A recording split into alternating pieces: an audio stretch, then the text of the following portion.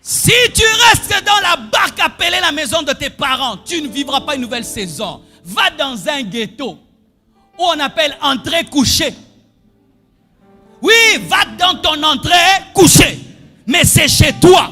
Étant donné que tu as la pression du loyer, la pression de l'eau, la pression de l'électricité, tu ne peux pas jouer avec l'argent. Tu ne vas pas t'engager avec une fille rapidement. Pour qu'on y ait mon loyer. Donne la main que je te parle.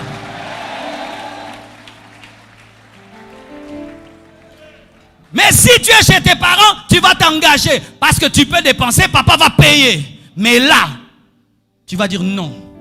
Je dois encore élever mon capital. Je dois encore investir. Oh,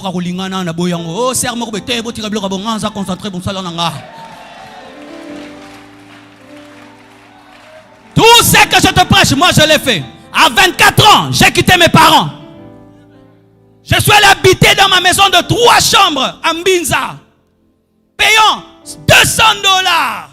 Quelle concentration. Des fois, je ne mangeais pas seulement pour payer le loyer. J'étais devenu un grand restaurateur de chaises. Donc si je viens chez vous, il y a une chaise abîmée, je vous la demande. Vous pensez qu'elle est abîmée, mais moi je la regarde dans la vision de la restauration. Demandez à Maman Blanche, j'avais un beau salon, mais toutes mes chaises avaient une histoire. Elles étaient les chaises de quelqu'un avant moi. Mais moi je les restaurais, je les réparais. Tout ce qui te garde en paix des fois dans la vie doit être abandonné. Tu dois être dans une situation où tu as le dos contre mur, où tu es obligé de réussir. Si tu ne réussis pas, tu meurs. Je t'assure, tu réussiras. On a dit ceci, que lorsque tu veux attraper un chat, il faut lui laisser un endroit pour fuir. Si tu ne lui laisses pas un endroit pour fuir, le chat, s'il est dos au mur, et il sent que là, il ne peut plus se sauver, il va te tuer. Sois comme un chat qui est contre le mur. Tu regardes là, hey, vieux baby. Et c'est comme là. Et c'est comme là, l'hôtel, pensa vino bige. Marcelo, awa, soko bundite, vie sili. En français, Marcelo ici.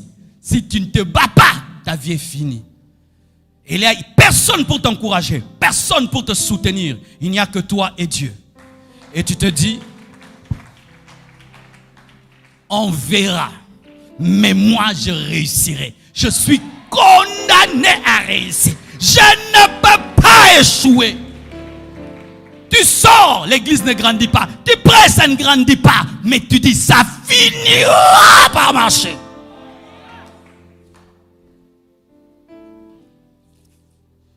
Je veux montrer quelque chose, on finit. J'ai besoin de 2 frères de la chorale. Dis à ton voisin, tu es obligé de réussir. Dis-lui bien. Dis-lui bien. Plus fort que ça. Plus fort que ça. Ça commence à venir. Ça commence à venir. Vous allez dormir sur vos ventres? Dormez sur vos ventres, oui. Ok. Ça, ce sont 2 amis. Pauvres. Les 2 sont pauvres, c'est pourquoi ils sont couchés. Les 2 ne réussissent pas dans la vie. Les 2 échouent. Et maintenant, regardez. Frère, tu vas soulever le frère tout en étant couché. Soulève-le.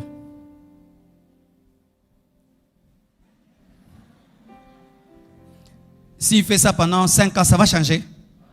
10 ans, ça va changer. 50 ans, ça va changer. C'est ce que tu fais aussi. Tu négliges tes études. Tu ne cherches pas l'argent.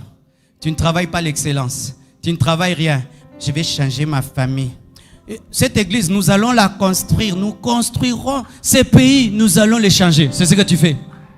Quelqu'un qui est couché ne relève pas l'autre. Il faut te tenir debout pour que l'autre puisse être relevé par ta force. Un pauvre n'est pas un pauvre. Un malade n'est pas un malade. Il faut que tu sois riche pour aider le pauvre. Tu fais des orphelinats, tu construis des choses, mais tu dois réussir. Un homme par terre n'aide pas un homme par terre. Aujourd'hui, au nom de la sainteté, les chrétiens négligent de réussir dans la vie. Mais à la fois, ils disent qu'ils vont soutenir l'œuvre de Dieu. Tu vas nous soutenir comment? Tu vas construire l'église comment? Tu veux? Mais tu n'as pas. Tu vas aider ta famille comment? Tu vas aider tes amis comment? Si vous ne savez pas, en négligeant vos vies, vous négligez la vie des autres. En négligeant ta vie, tu négliges la vie de ta famille, de ton église et de ton pays. La vie de tes enfants. Combien des enfants aujourd'hui souffrent parce que leurs parents étaient négligents? Papa, il a l'argent, il n'a pas géré. Et il est par terre. Les enfants ne vont pas à l'école. La faute. Il est par terre, mais il veut que les enfants étudient. Comment les enfants vont étudier? Tu as perdu ton travail. Comment les enfants vont étudier? Tu es paresseux. Comment les enfants vont étudier? Tu es peureux. Comment ils vont étudier? Vous deux maintenant, asseyez-vous.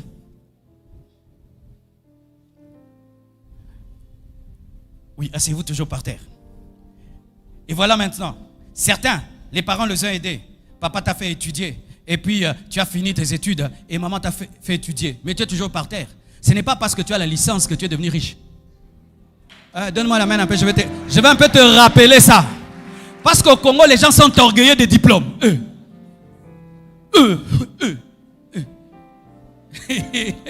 Le diplôme paye les loyers. Hein? On va te laisser que tu épouses une femme parce que tu es licencié.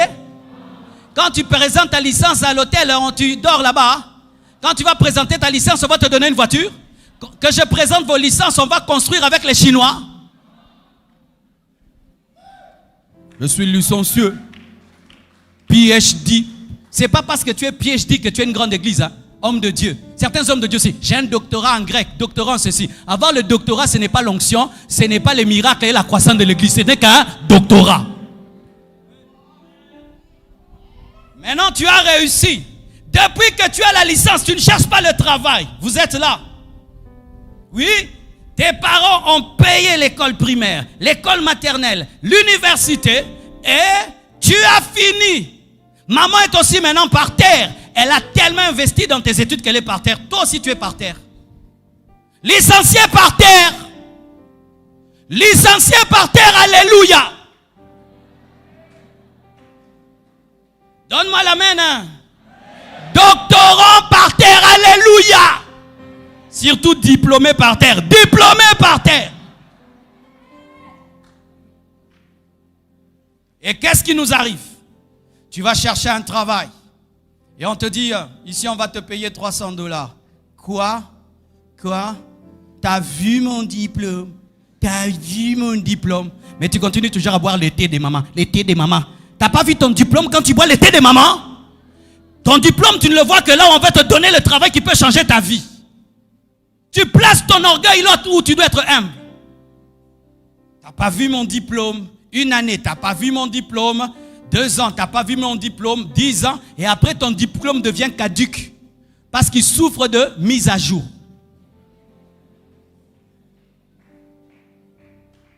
Et maintenant, il devient humble. Et puis, il décide d'accepter même ce travail de $300 et dire, je veux bien faire ce travail. On va me remarquer et progressivement, je deviens grand. Il accepte de s'humilier. Lève-toi. Regardez. Vous avez vu?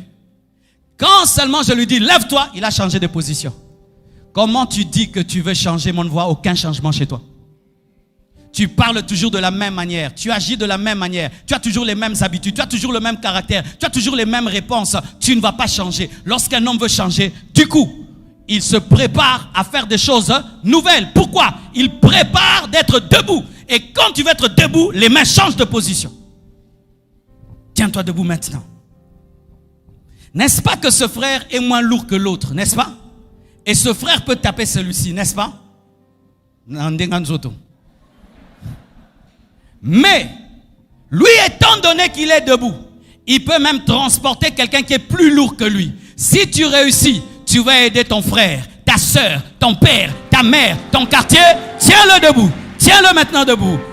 Ainsi, tu peux soulever les problèmes de ta famille, soulever les problèmes de ton pays. Réussis et tu me feras réussir. Prospère et tu me feras prospérer. Dieu dit à Abraham, je ferai de toi une source de bénédiction.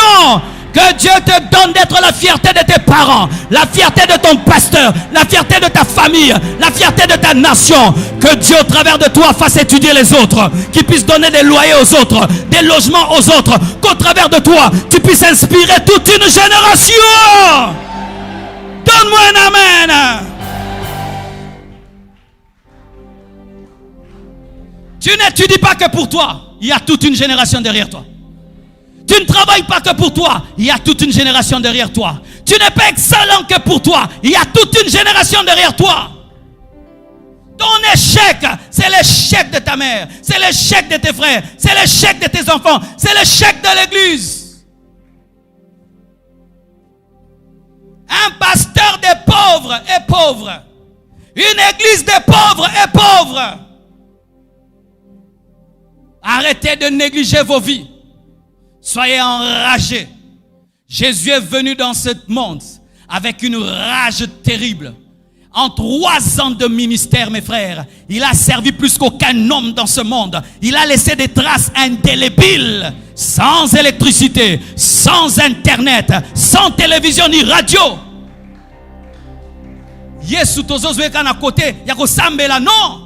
Jésus ne priait pas, c'était un bosseur. Il ne priait pas seulement, mais c'était un bosseur. Bosser dur.